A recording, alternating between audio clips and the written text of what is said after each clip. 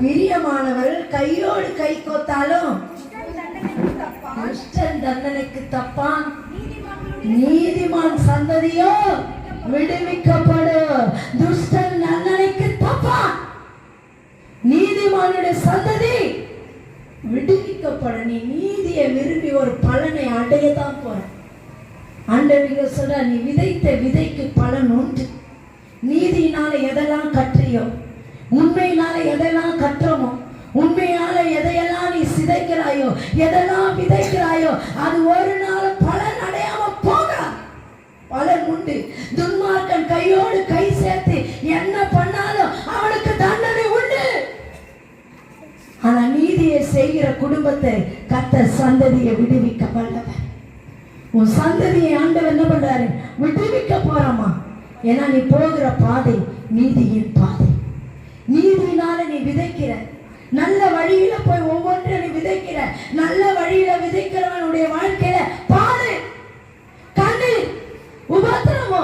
நேரத்துல சொல்லுவோம், எவ்வளவு துன்மார்க்கனா இருக்கான், அவன் நல்லாதான் இருக்கிறான், அவனுக்கு ஒரு பலனை இல்லை, நான் நீதியா விதைக்கிறேன், கர்த்தருக்கு உண்மையா வாழறேன், என் வாழ்க்கையில ஒரு நல்ல பலனை பார்க்க முடியல.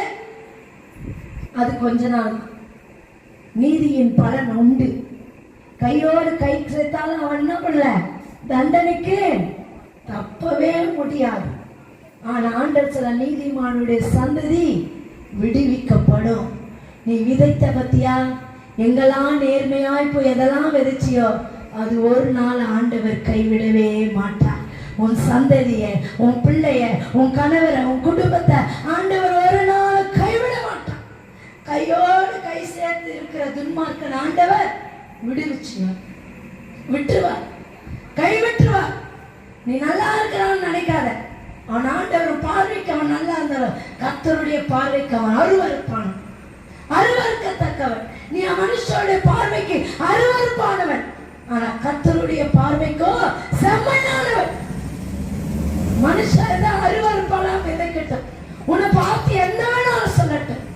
நீ நீதியை விதைத்த பலன் ஆண்டவர் கொடுக்க வல்லவராயிருக்க.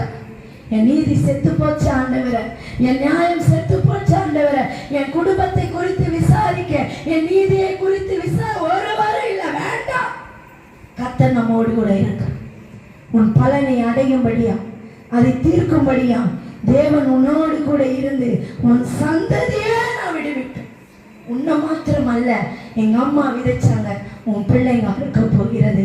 அவங்க பிள்ளைங்க விதைக்கிறாங்க, அவங்களுடைய பிள்ளைகள் அறுக்க போகிறது.